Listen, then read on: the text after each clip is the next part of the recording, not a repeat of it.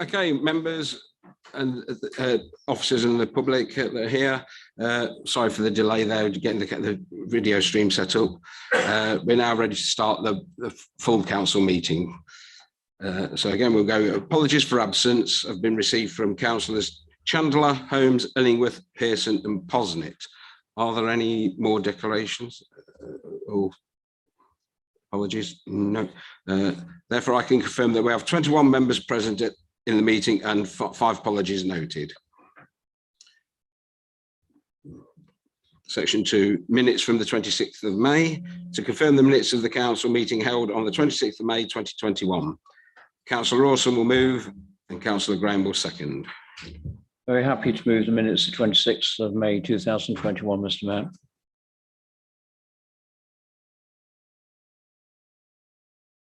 Thank you very much. Any members wish to comment on the minutes? Yeah, no comment. So can we just have a vote from the members that were present to confirm the minutes are sound? Okay, all those show hands, please.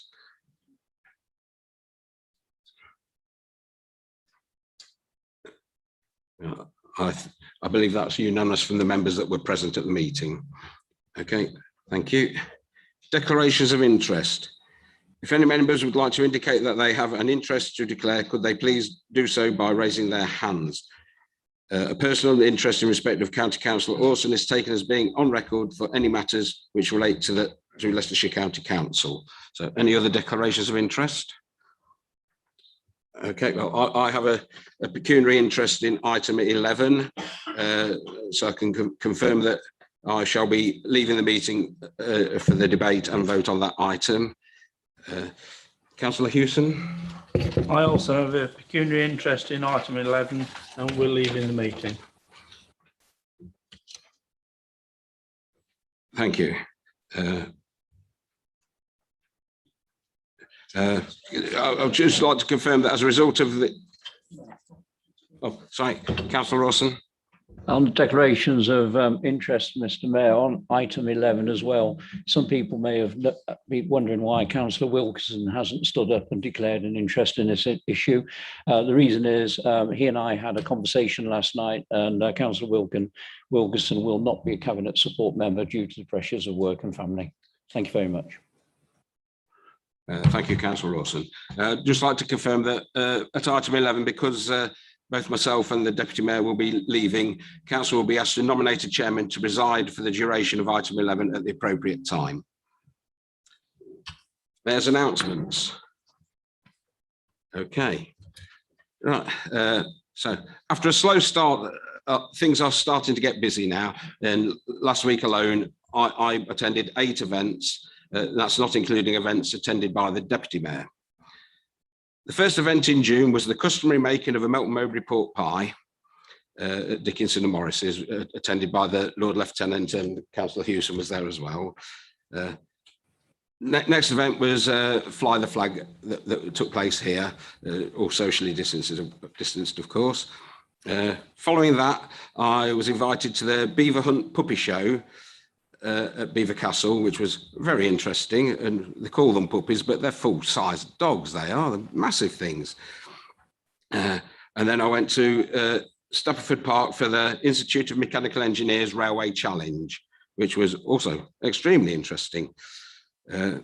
July was quite quiet, with another event for the Institute of Mechanical Engineers. This time it was an air challenge to build and fly a drone capable of delivering a package remotely.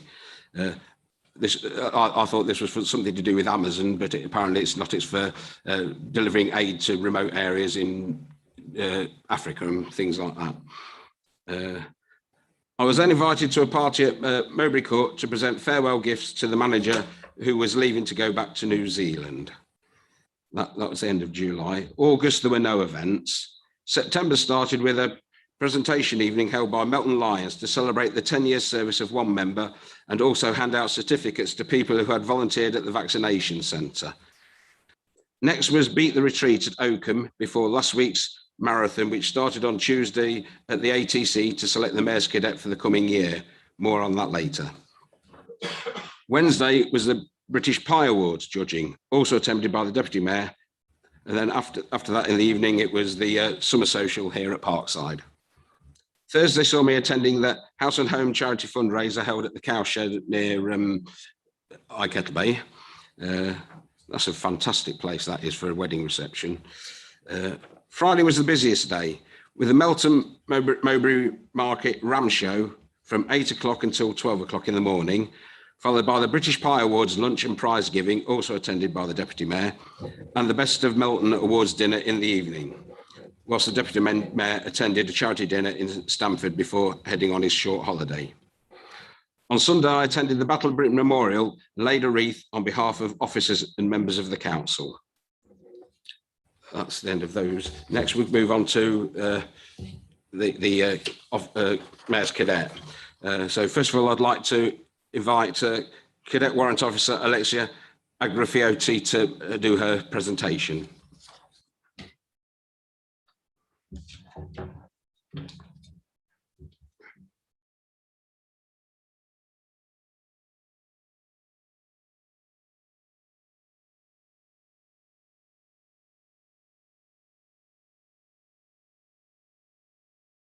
I'm going to talk to you a bit about my time as a Mayor's Cadet. It was meant to be a year, but it's been extended a bit more because of COVID. So just a few things about what I've done and what the squadron has achieved during the time. So the main things I've done are parades, Battle of Britain commemorations and Christmas Carol services. Obviously with COVID, it was very different to what we were expecting, but we improvised. So there's a video up there that's on the Melton Borough Council Twitter page, which we did for Battle of Britain, just to commemorate and sort of talk about the history and why we celebrate Battle of Britain Day. And then obviously the parade, the top photo is from Battle of Britain this Sunday, which the Mayor has already spoken about, and then Remembrance Parade at the bottom as well. So some personal things that have happened for this last 2 years for me.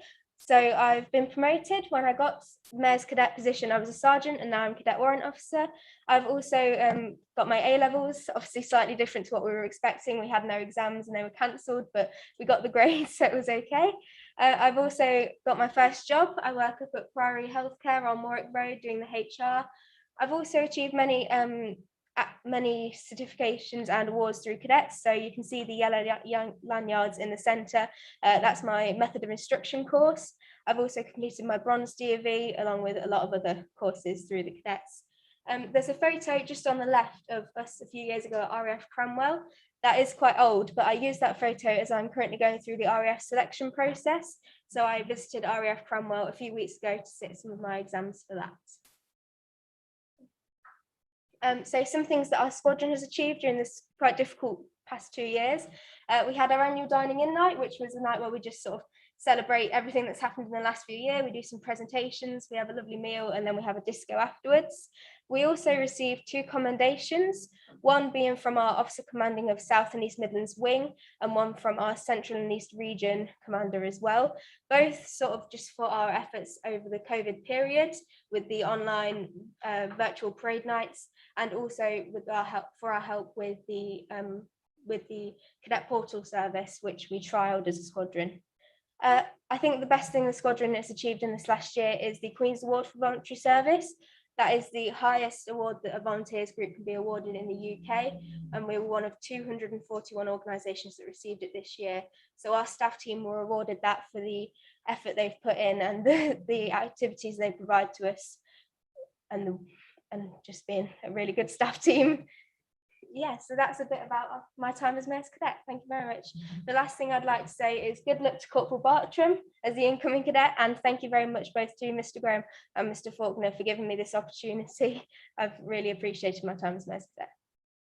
Thank you.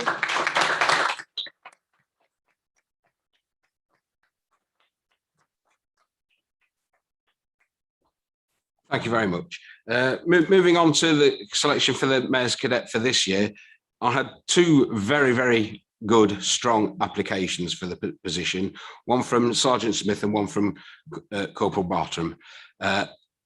Both put up very, very good reasons why they wanted to be the Mayor's Cadet.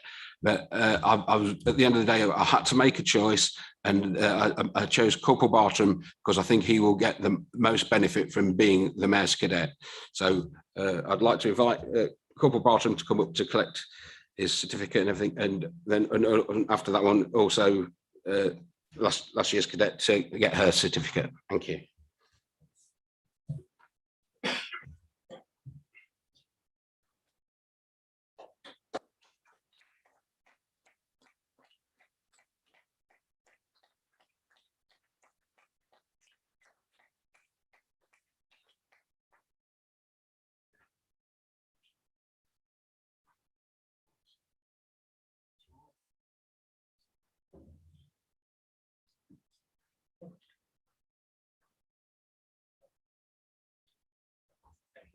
And if Alexa could come forward, please.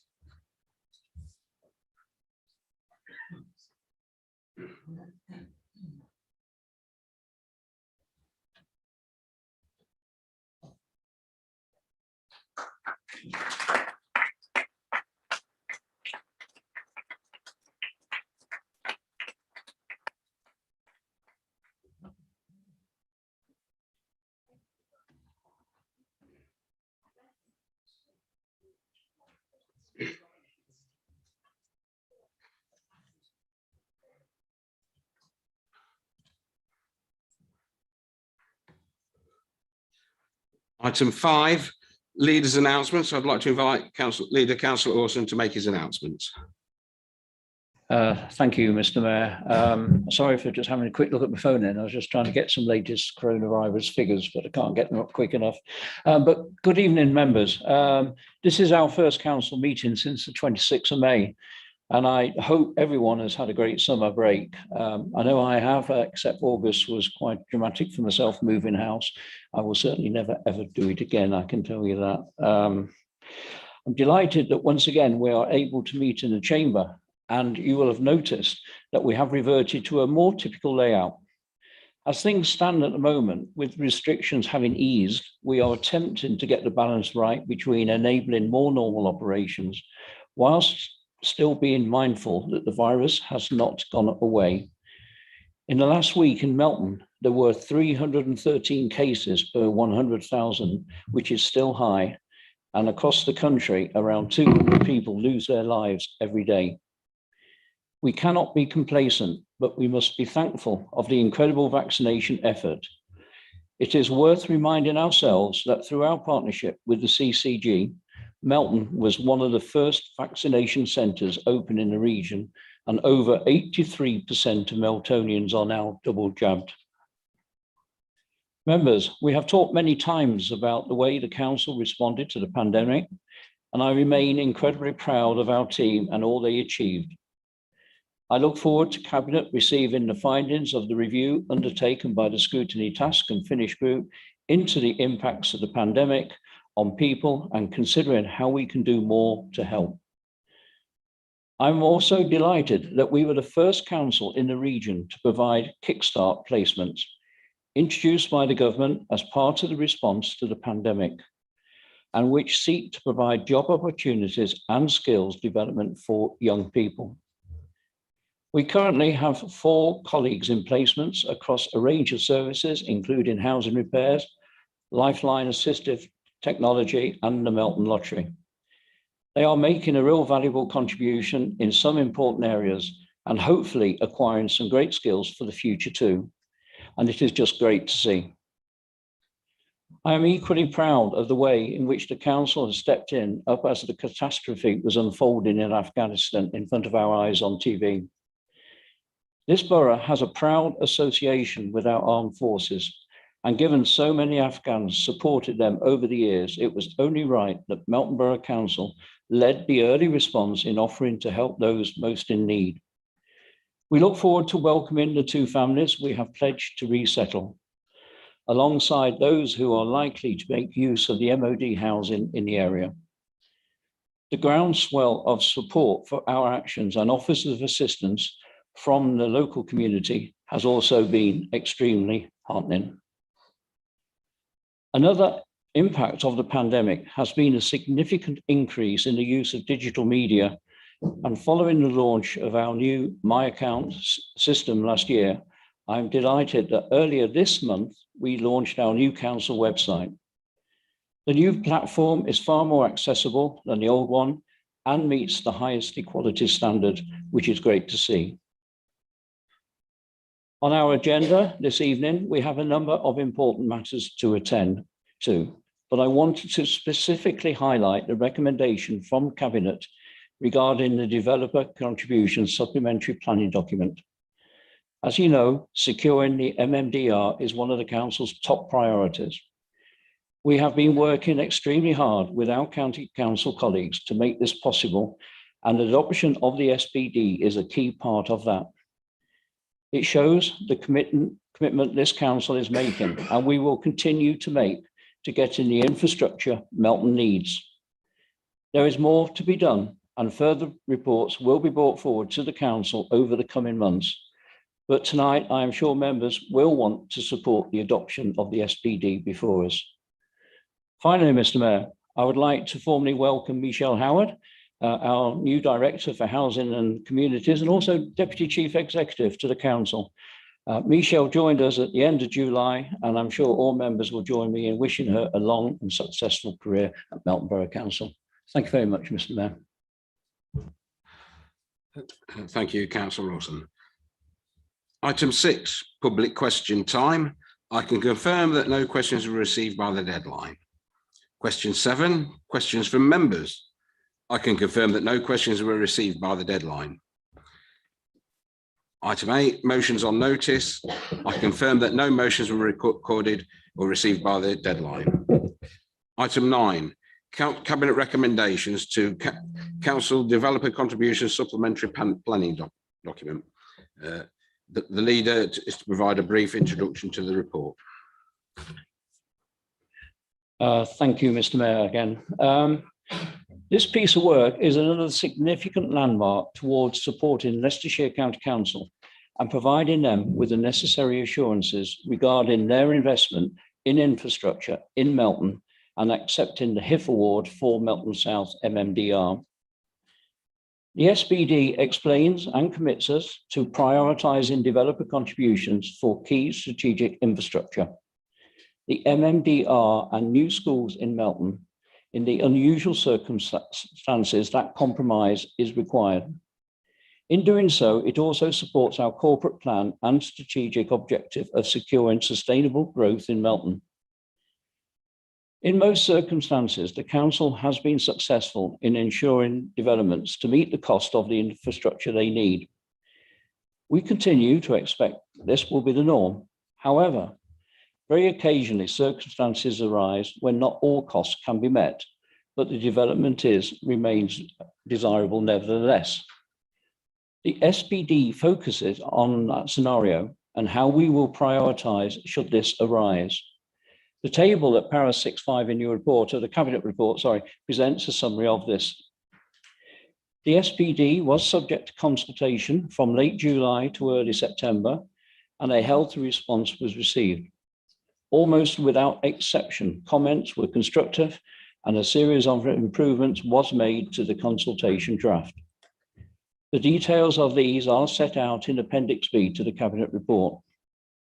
Foremost among these was the clarification on how the SPD embellishes and complements the relevant local plan policy IN3, and several amendments have been made to the SPD to this effect. Again, not least to the table I referred to at 6.5. The SPD also presents the local infrastructure priorities which my fellow members have developed working with their communities. These will be read alongside the larger items in order that developers will have clear expectations what may be asked of them at the local level. The SPD in its revised form was considered by Cabinet on Tuesday, and it was agreed unanimously to recommend its formal adoption. If you accept this recommendation, it will further demonstrate our unwavering commitment to the MMDR and facilitating growth in Melton, and provide an important building block towards acceptance of the HIF award by our partners at Leicestershire County Council. Thank you, Mr. Mayor. One thing I forgot. I'm very happy to move the recommendation at 2.1 on page 3. Thank you very much. Thank you, Councillor Wilson. Councillor Graham. I'm very happy to second the recommendation. Thank you, Mr. Mayor. Thank you very much. Okay, members, over to you. Anybody wish to make comment on the papers? Councillor Freer-Jones? Freer. Thank you, Mr. Mayor. The report obviously directs us to consider and approve the Developer Contributions Spd report. I am pleased to see that the environmental and climate considerations include a mention of positive environmental implications as part of this report.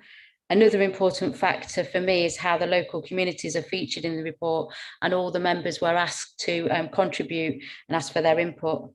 Above all, are how the comments were received from the consultation. The comments were constructive and almost all have been added to the report and even enhanced parts of it. Then I'd just like to say that I'm happy to support this report and will be voting in favour of it. Thank you. Thank you, Councillor Freer. Councillor Glancy. Thank you, Mr. Mayor. As Chair of the Planning Committee, I fully support the Developer Contributions Spd. This is another important document similar to the Housing Mix and Affordable Housing Spd, which underpins the local plan policy IN3 and delivery of the important MMDR and, of course, new schools. The STB provides developers and planning officers with an early and clear picture of our priorities, removing any doubt as to what our expectations are. It will be a valuable tool at the early stages of any proposed planning application and during the progress of an application. In the past, we have relied on consultation responses during the life of a planning application, which often comes as a surprise to developers. But this document removes any doubt and aids efficiency of the determination process. So I have nothing but support for this. The STB includes a whole raft of infrastructure requirements to support the successful delivery of sustainable communities. Ward members have been engaged to produce a local infrastructure priorities list for each ward and parish, providing local knowledge, which in my opinion is invaluable. I fully support the Developer Contributions Spd and look forward to the finalisation of the next Spd, which hopefully will be the Design Spd in the near future, which will again provide further underpinning of our local plan as we strive to deliver sustainable and inclusive growth in Melton Borough. Thank you, Councillor Glancy. Does the leader want to come back on it? Yes, okay, thank you. Thank you very much, Mr. Mayor. Just thank you to Councillors Freer and Glancy for their supporting comments. It is a massively important document, there's no doubt about that. I'm certain Leicestershire County Council will be very pleased with the outcome of this meeting tonight, and I suspect even one or two of them will be watching it on YouTube at this moment in time. So thank you very much, Mr. Mayor, and thank you, Councillor Freer Glancy. Thank you, Councillor Lawson. As there's nobody else indicated to speak, we'll move on to the vote.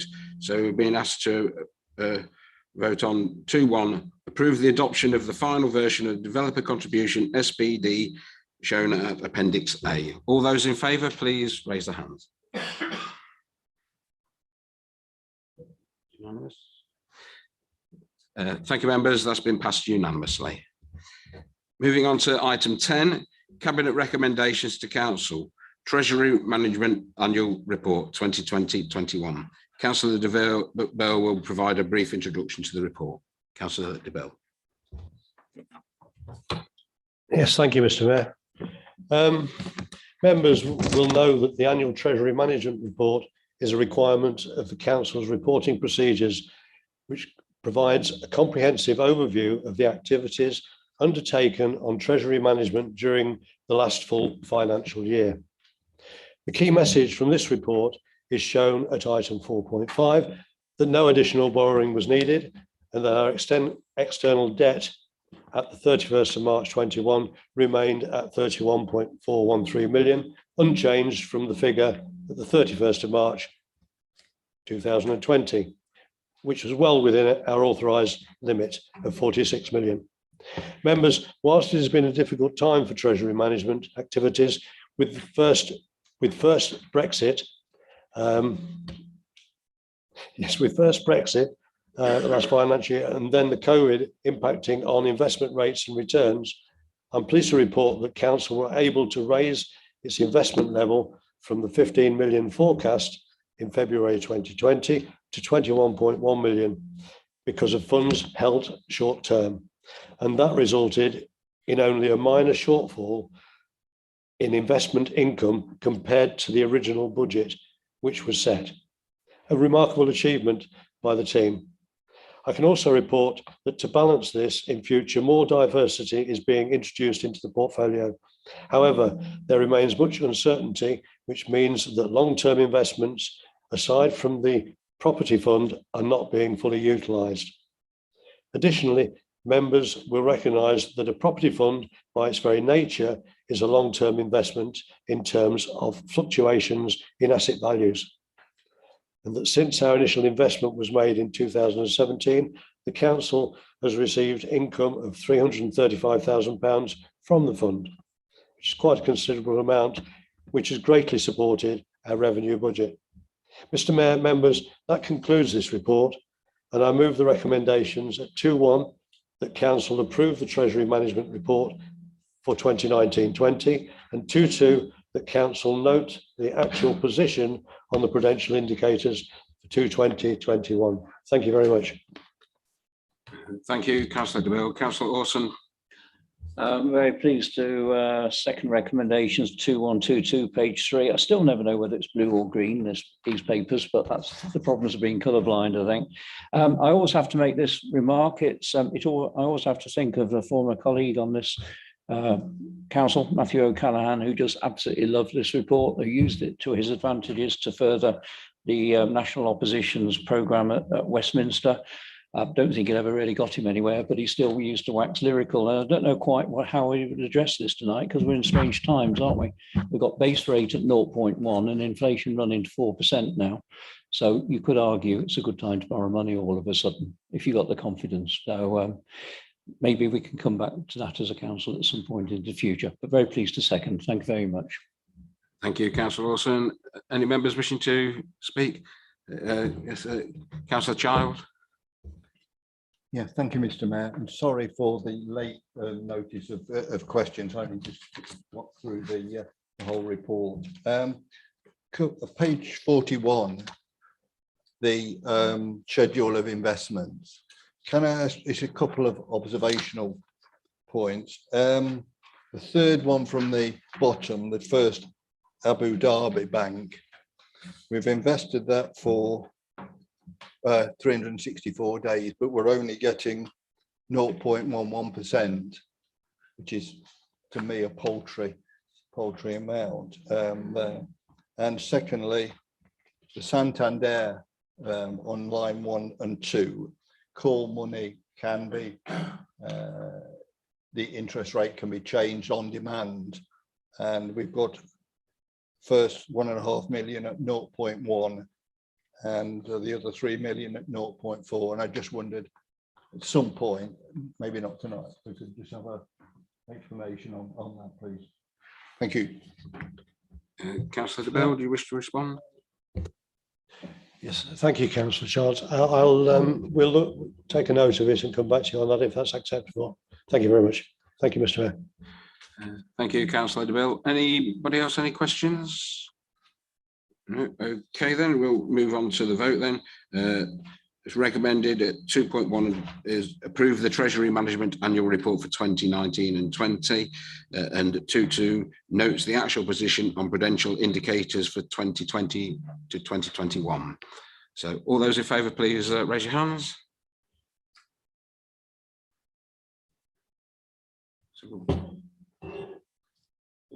Everybody's on? Yeah, that's unanimous as well. Thank you very much. We now come to item 11. So unfortunately, myself and the Deputy Mayor have to leave.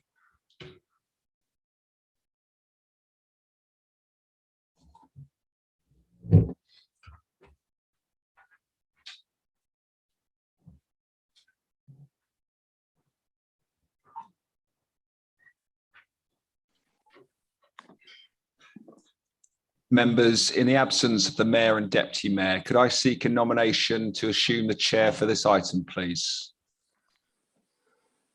Councillor Orson. I'd like to propose Councillor Cumbers to be chair. Thank you. Can I seek a seconder for that, please? Pleasure in seconding that. Thank you. Thank you. In the absence of any other nominations, can I put that to the vote, please? All those in favour?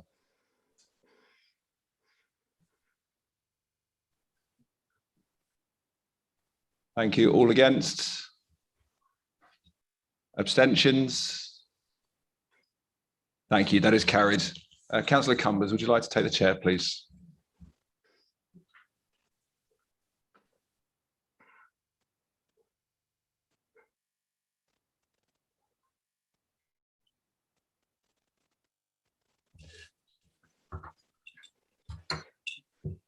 Good evening, members. Could I invite the Assistant Director for Governance and Democracy to please introduce the report? Thank you, Chair. I'll just do a brief introduction. Members will be aware that the Members' Allowance Scheme was last reviewed in May 2020 and that the Council retains an independent well and remuneration panel in accordance with legislation. They usually complete a full review every 4 years or when there is a change in member roles and responsibilities. You may recall that at the annual council meeting in May 2021, the leader of the council announced his intention to create a cabinet support role. A member role profile for this role was developed in consultation with the leader and is attached at Appendix B of your reports. As a result of this change, the Independent Remuneration Panel, chaired by Mr. John Cade of the University of Birmingham, was commissioned to undertake a focused review in relation to the cabinet support member role, but also the mayor's allowances. And they were invited to make recommendations to the council on the appropriate level of payments to be made and any amendments to existing allowances. I think at this stage it's probably appropriate for me to hand over to Mr. Cade, who will join us via a Zoom link to present his report.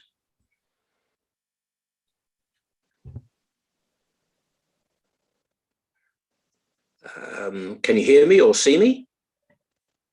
Yes, I think you've got a massive picture of me there, so I think you can see me. Can you hear me as well? Yes, Mr. Cade, we can both see you and hear you very clearly. Jolly good. That's good. That's a good start. Good to be with you again. So as your officer has just said, we were asked to look at two matters. The first was a possible allowance for the mayor and deputy mayor, and the second was around the new post of cabinet support member. Referring to our report, hope you read, we obviously want to take evidence from as many people as possible. We list those people who gave evidence in paragraph 4.3, and we are very grateful for all that information that was given to us. We also would like to thank, as we say there, Natasha Taylor, your Democratic Services Manager, and Adam Green also for the excellent support they've actually given to us. So looking at the issue of the mayor and deputy mayor. Now, this is obviously an issue of both resources and money. Resources is a matter for the council to decide, and we were told that that had been recently increased to 1.5 days per week. And it was also said that additional support would actually be given for events such as the Carol Service and the Remembrance Day. Now, our remit relates to the money component. We say there we've not previously been involved in looking at the remuneration for the mayor and deputy mayor. That's quite all right. There's nothing wrong with that. Many councils work under a different provision of the Local Government Act 1972 to pay those allowances. What we were told when we came to look at it was that the actual arrangements around the mayor and the deputy mayor relates to a personal allowance and some claim for expenses. And they had not been looked at, increased for a very long time. Indeed, back as far as 2011, 2012. As you know, we have always recommended index linking. And the first thing we thought that needed to be done there was that needed to be index linked.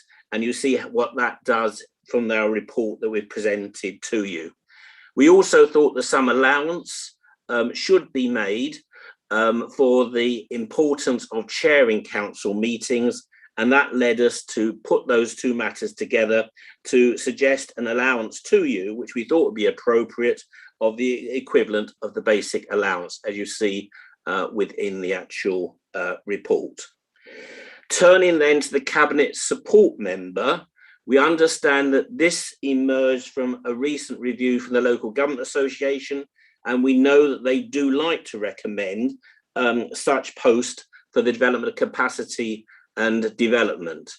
Now, it's fair to say that unlike the allowance in relation to the mayor and the deputy mayor, where all the evidence was overwhelmingly in favour of some significant movement, there was a view that this was a very early post, and it might be quite early to take an authoritative view as to what the remuneration should be. Looking at all the evidence that we looked at, where this would be basically supporting the Cabinet member for growth and prosperity, that is a very full remit. We did not see any dilution in that post holder's responsibility by having this actual support post, and we thought it could be justified in terms of remuneration. And we thought that should be the remuneration of the equivalent of a third of the Cabinet member. We also actually made the point that for us, that did not set a precedent, though. If there was any intention to create further posts, then it should not just be automatically assumed that this should be the remuneration for any other post. It was specifically for this particular post and the way it has been developed. So that led us to our recommendations, which I could quickly go through. The special responsibility allowance of 1 for basic allowance be agreed for the mayor. The special responsibility allowance of a third of the basic allowance be agreed for the deputy mayor.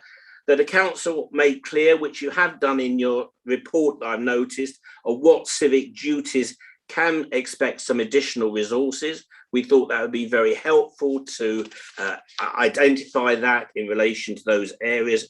That the Cabinet support member receive a special responsibility of a third of the Cabinet member. That with all other allowances, these be index linked to any officer's pay award, and that these allowances be payable from the 1st of June 2021. That is our report. Thank you. Oops. Thank you very much, Mr. Cade. Thank you. Is there a proposer? Thank you very much, Councillor Cumbers. I would like to propose this. It is on the blue-green order paper, page 421, 211, 212, 213, 214, 215, 216, 22, 23, 24, 25. First of all, I'd like to thank Mr. Cade and his colleagues, and I've met them a few times now, actually, and I have to say, I won't say getting to know them, but becoming more relaxed when I appear in front of them, the questioning gets more difficult, I have to say that. And they certainly grilled me, and I'm sure they grilled everyone else.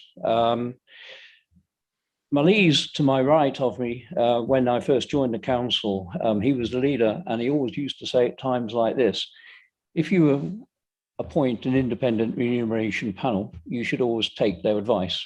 And I certainly concur with that, and always have done ever since Malise first told me that. The couple of things I would like to pick out is, of course, the rise in the mayoral duties. That has followed quite a long debate, really, hasn't it? And here we are. We are where we are. It has arrived, and we are hopefully going to agree a rise for the mayor and deputy mayor. The actual work of resources, as John has already indicated, that's gone up to 1.5 days a week. So I do genuinely think, yeah, we are one of the top supporters of the mayoral roles in Leicestershire now. Perhaps the chief executive could nod yes to that or no. I think we are very close to the top, if not the top. Yeah, I think I'm going to put it like that. So I have no issues whatsoever with saying we are proud of our mayor and we support our mayor. And of course, we have effectively a new mayor at this moment in time, and then a very newbie councillor in Alan Hewson to follow next year. So it will give them the enthusiasm, especially Alan, for next year, when you think it's, fingers crossed, will be the Jubilee next year. And I'm sure he's going to be worked off his little socks at sometimes. So it'd be a very, very popular year for him. The other thing I would like to mention is the cabinet support role. Now, as I said earlier, it wasn't until last night when Jacob rang up to explain that he was finding it difficult to do the role that I didn't realise Jacob was going to carry on. Now, I think, to be fair, members will all acknowledge I haven't really had time to think this through. I still want this to remain in the recommendations, Chair, because it gives me the opportunity to appoint someone else at some point. I do acknowledge what John said. It is for this particular role, doesn't set precedents, but the remit that John's allowed us to work to, if I do find a replacement, that will be that role. Thank you very much. Thank you very much. Is there a seconder? Thank you, Madam Chairman. I also would like to thank Mr. Cade very much for this review. I'm so glad it's happened. The role of mayor is incredibly important to this borough, and it is the outward face.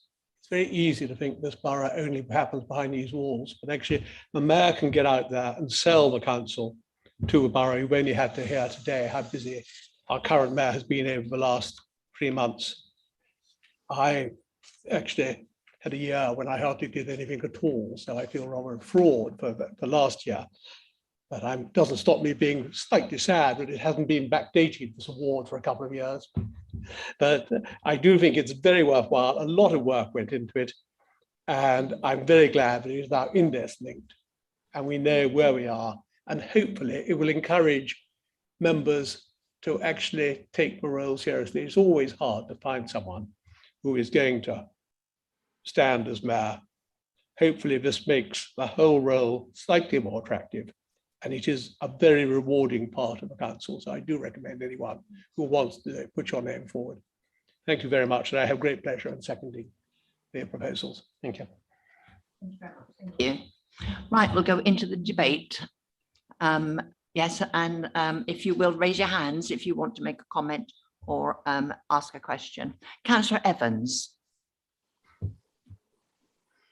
Thank you, Chair. I nearly said Mayor. That would have been wrong, wouldn't it? Thank you, Chair, for that. I need to stand up just to point something out. Obviously, I would like to vote for this. I've not been here long, and I'm sure many people will point this out, but ever since I got here, I know Councillor Holmes, but me also, has been striving to get more resources for the mayor. And I've always said, where I came from in Rushcliffe, he was supported correctly. And to me, it's a vital role. And unfortunately, the leader seemed to disagree time after time. When we went into debate, we were getting nothing. And Councillor Holmes, who can't be here, unfortunately, was saying it's unfair to the mayor because she did it, as we know, several times. And each time financially, she was in debt, effectively, because it costs money to be a mayor. You can't do it for free. You've got to dress for all functions and all the rest of it. And she felt that totally in this council, it was under-resourced, and I respect that view. So I'm very grateful to see at long last, thanks to the independent remuneration panel, that we have before us this recommendation. However, there is a however, I cannot and will not support, and we're independent, so what these people do is up to them, 2.14, which is a cabinet support member. I am very dubious about the expansion of the cabinet effectively into the backbenches. And that's what you're doing effectively, because whoever becomes a cabinet support member will be restricted in what he and how he can or she can criticize the cabinet. And I know at the initial stage, the leader was suggesting there were 2 of these. And that concerns me greatly, because you are then getting members who are restricted in what they can do and say in this council because they are supporting a cabinet member. And it's important, in my opinion, to get the balance, especially for scrutiny, between the cabinet and the backbenchers correct. And if you're not careful, if this role keeps to expand and you get more of them, there will be too many who are linked to the cabinet and not able to criticize it or feel uninhibited from criticizing it. And I think this is a very And I know that the panel, the remuneration panel, looked at it and said there should be uniquely one, but it's one could easily lead to two, then three. And I know the cabinet have a lot of hard work, but I think that's their job with the officers to do, not to rely on another member who then will, in obvious reasons, have to support that cabinet member in future, literally here in the council as well as doing the work. I think that's a very, very difficult role to go down. Thank you. Thank you, councillor. Yeah, I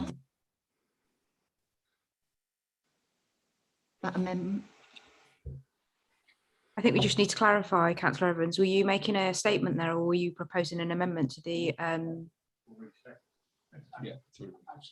Yes. I'll clarify for the monitoring officer. I'm making the point that I will not be voting for this motion because of 214. If the chair wishes to go through one by one, I can vote for all the others, but not 214.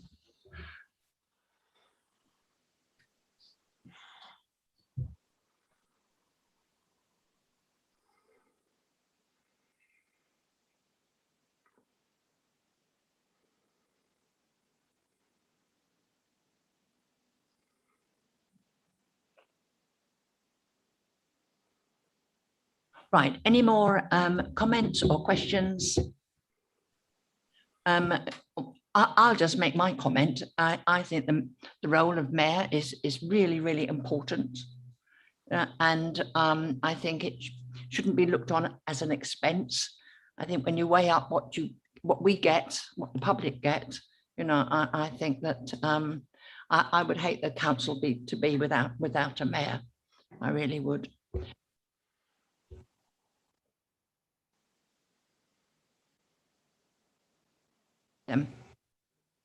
Right, so I understand it. The proposer and seconder, are you okay for your proposal to be split into two parts? Yeah, both of you, so that the proposal by councillor Evans can be dealt with separately. Yeah, and we'll take the vote on the main lot plus the 2.14, I think it was, separately. Is that right?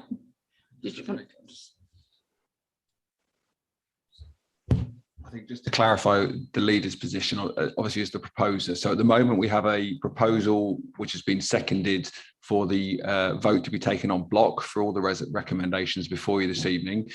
Councillor Evans has expressed a view. There's an opportunity if the proposer and seconder wish to split the vote so they can be taken separately, but that is at their discretion.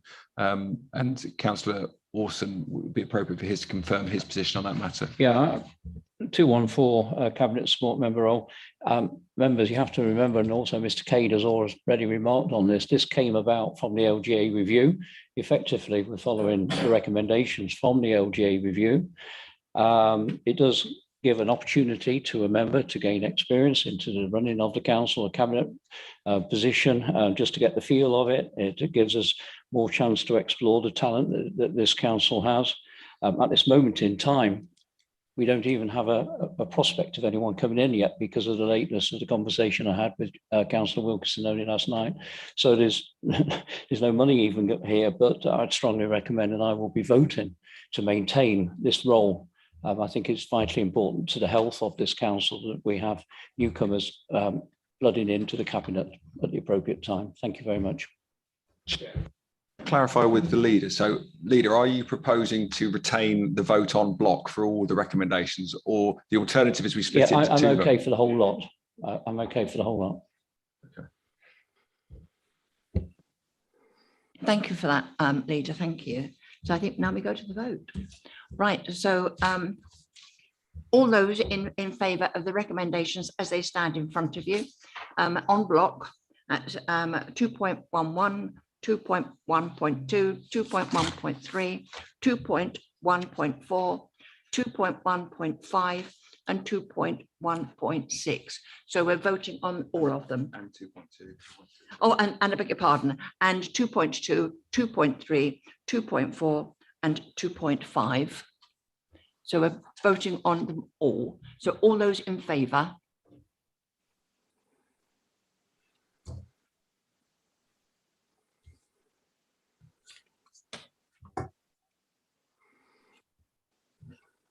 And me.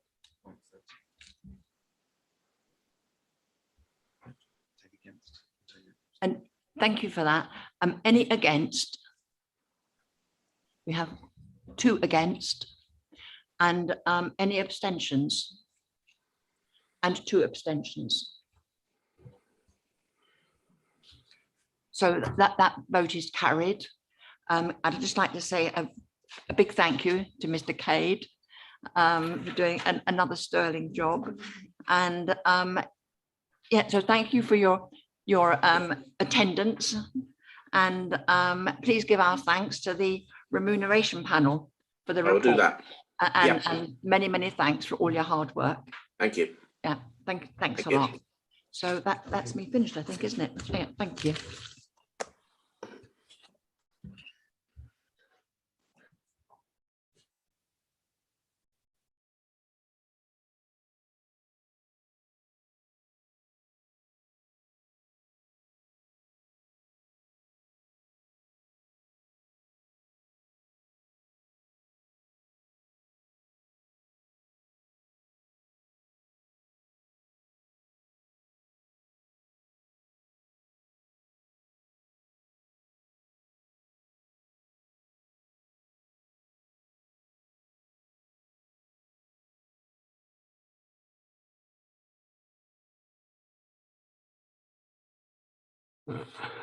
Okay, thank you. Back on to agenda item 12, review of political balance. The Monitor Officer. Thank you, Mr. Mayor.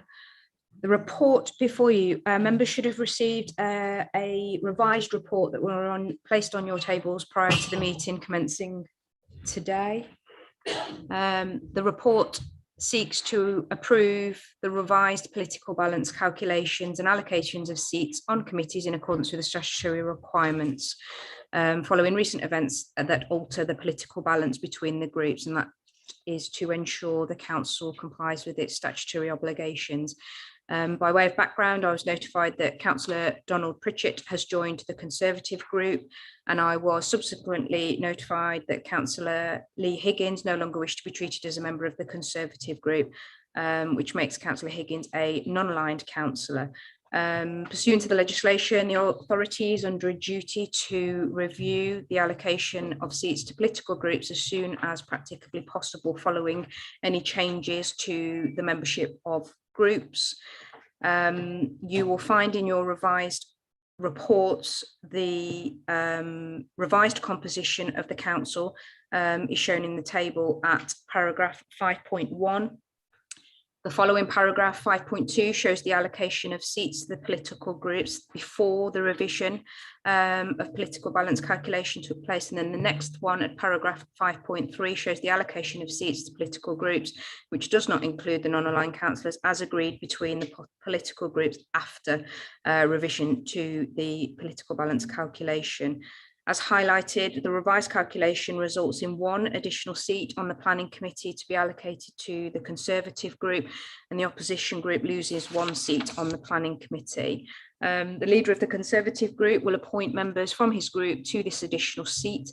There will also be a Conservative vacancy on the planning committee, which will also be allocated in accordance with the wishes of the leader of the Conservative group. The leader of the opposition will nominate a member of the group to take the seat on audit and standards, and also the opposition seat on the constitutional review working group. Thank you, Mr. Mayor. Thank you very much. Councillor Rawson. Thank you very much, Mr. Mayor. Very happy to move the recommendations 2.1 and 2.2. I've got nothing to say really. Our legal advisor has said everything possible. It is what it is. Thank you very much. Thank you very much, Councillor Rawson. Councillor Graham. I had much pleasure in seconding it. The figures I found very muddling, but I have no reason to argue with them, so I have pleasure in seconding. Thank you. Thank you, Councillor Graham. Okay, any questions from members relating to the allocation by the monitoring officer? Councillor Evans. Thank you, Mr. Mayor. I must admit to being remiss, and I forgot in the last speech to actually congratulate Councillor Mayor Malaise Graham on his promotion. A rapid promotion, Mr. Mayor, since he left the mayorship, something to aspire to, I assume, onto the cabinet and up to deputy leader. Astounding rise in fame. Congratulations indeed, and well deserved, I would say. Well deserved indeed. I hope that was the reason maybe we got the mayor allowance on the agenda at long last. I also noticed, and this is a very sad week once again for Melton Borough Council, that we're in the national news because of the political changes that we've just pointed out. Councillor Evans, we are discussing yes, and I'm discussing the item, nothing to do with any personal things. I'm allowed to discuss the change in the political movement, and the actual person who moved it has made that suggestion, and I'm allowed to discuss that, Mayor. And that is what I'm discussing. Okay? I'm going to have to be taking note of what you say. If you go take note, turn, I will be stopping you. Thank you very much. Well, it's recorded anyhow, obviously, Mr. Mayor. So, and this is a council chamber, and I have the right to say things. And it's important I say things, and the members of the public expect that. I know that the monitoring officer has told me endlessly that she expects councillors to have high standards, higher than members of the public. And once again, we see in this chambers, unfortunately, a member of this council. Councillor Evans. Yes. We are discussing the political balance that has been discussed. We are not discussing anything to do with anything else. So you cannot stop. I can stop you. Well, you can. And I would ask you to take your seat because you are going off of the point. Thank you.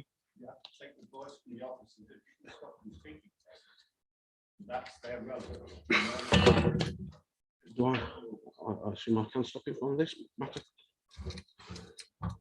Mr. Mayor, this meeting is run at your discretion. You're entitled to call people to speak, and you're entitled to ask them to take their seat as well. Thank you. I'd like you to take your seat, please, because you're not discussing what we're. I am saying you cannot speak on the matter in which you are trying to speak because it is not relevant to this motion. Thank you. Will you sit down, please? Thank you. Anybody else wish to speak about the actual political balance? Okay. Right, so we'll move on to the items at 2.1 and 2.2. Approve the political balance calculations at paragraph 5.1 of the report and approve the allocation of seats to political groups shown at paragraph 5.3 of the report.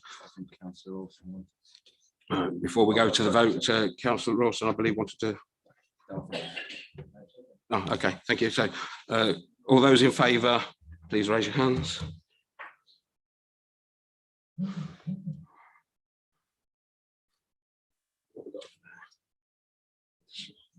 Three, 18. Yeah. All those against?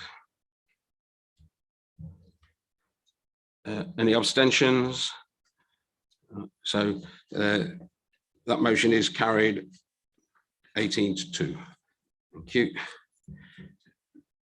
Item 13, Boundary Commission review. The Chief Executive to provide a brief introduction to the report.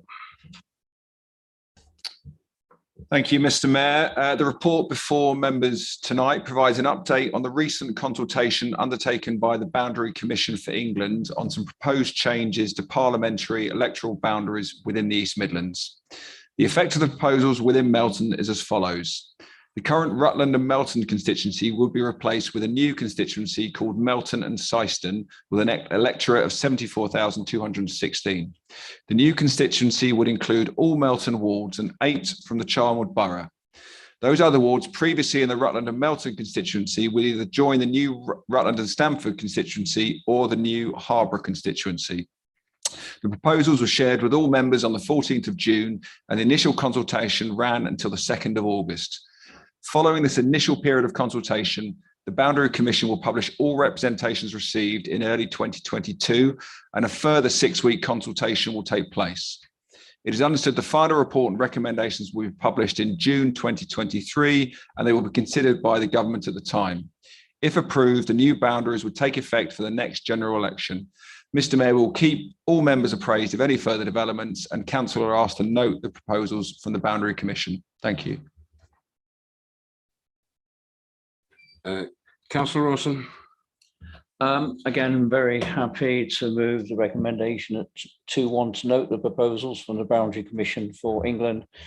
Just a personal note, I find it very sad that after all these years, we could be leaving Rutland. We have close ties with Rutland, and it'd be sad to see them go eastwards. And having said that, we've got good friends going westwards, haven't we, in Syston, and some of us will remember the good old days where even Birstall was part of the Melbourne constituency. This time, I believe, under the new proposal, we won't have Birstall, but Thurmaston and Syston and Queniborough will be coming this way, of course, with South Coast and Barsby, places like that. No, not Barsby, Barkby. Barsby's already in Mount Mowbray. So a little bit sad in many ways, but we are where we are. Personally, I have signed a petition saying I don't want to Rutland and Melton to change, but I do note the proposals. One thing I should say, I did warn my own group 2 years ago about this. The Boundary Commission did get in touch with Melton Borough Council about a review of the ward boundaries for this council. And we could have applied at that point for a whole new change. And but we elected at that point in time just to sit still and wait for them to come back to us. At this moment in time, we haven't heard from them. At some point, they will be back, and it's all decided, again, a bit like the national one, it's decided on numbers. And of course, it's also decided, a lot of new house building going on, decided on only planning permission, not planning applications, but on planning permissions that have been granted.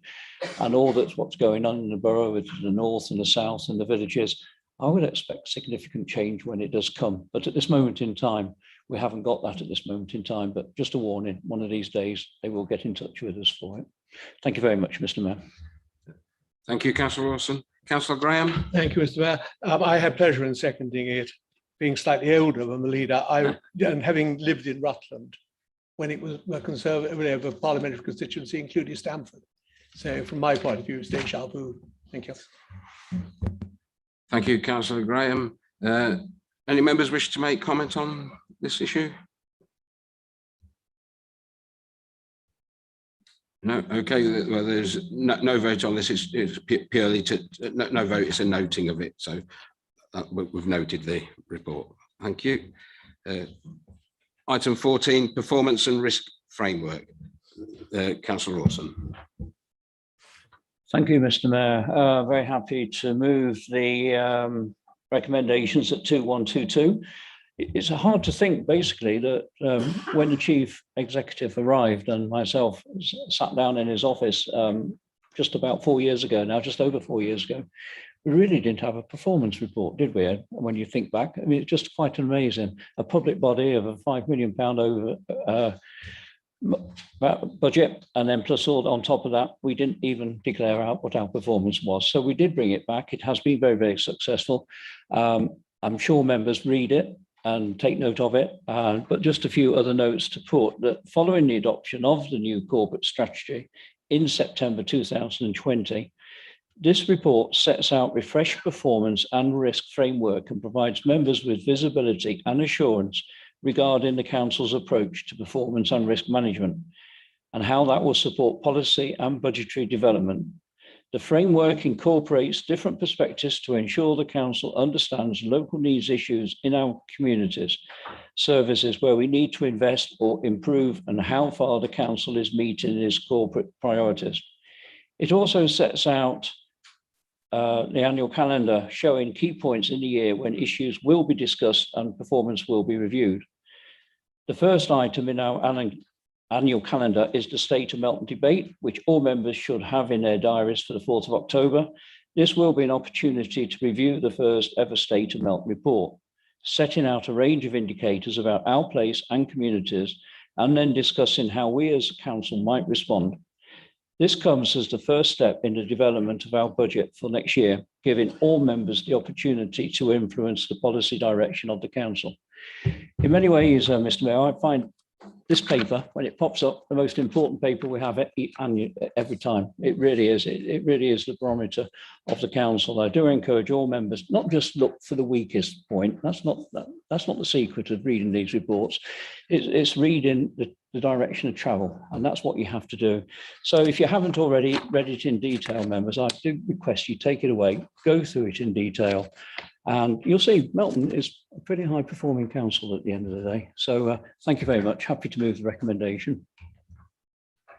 Thank you, Councillor Wilson. Councillor Graham.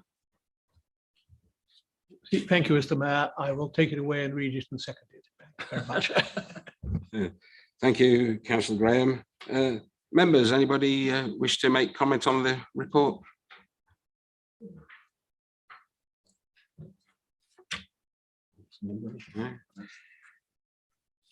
Any other closing statements, Leader? No. Oh. Yeah, no, okay, thank you. Okay, so we come to the vote. 2-1, approve the performance and risk framework, and 2-2, delegation to the Director for Corporate Services in consultation with the Leader of the Council to make minor updates to the framework as appropriate. All those in favour?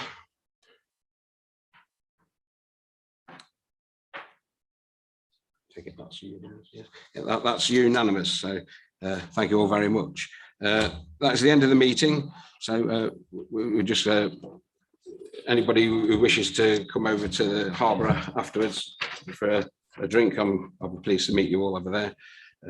We'll just do our procession here. Okay, thank you. Yeah, members, ladies and gentlemen, can I ask you to be upstanding for the Mayor of Melton, please?